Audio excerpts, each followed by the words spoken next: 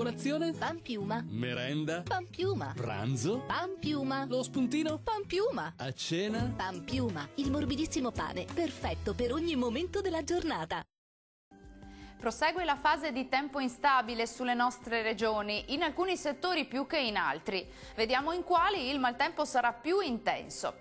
Sul Veneto molto nuvoloso o coperto, con precipitazioni via via più diffuse su tutta la regione, meno intense sulla bassa pianura, più intense sui settori alpini e prealpini.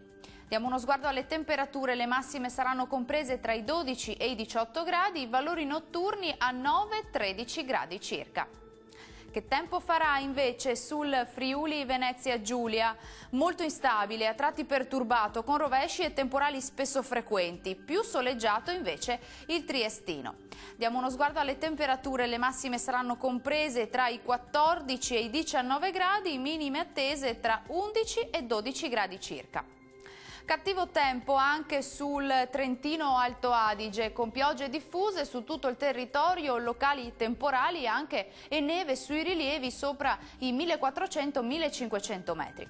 Temperature in calo con massime sui 14-15 gradi, minime a 10-11 gradi circa. Il mare sarà generalmente molto mosso, i venti forti sudorientali localmente moderati sulla laguna di Venezia. Dal meteo di Antenna 3 è tutto, arrivederci!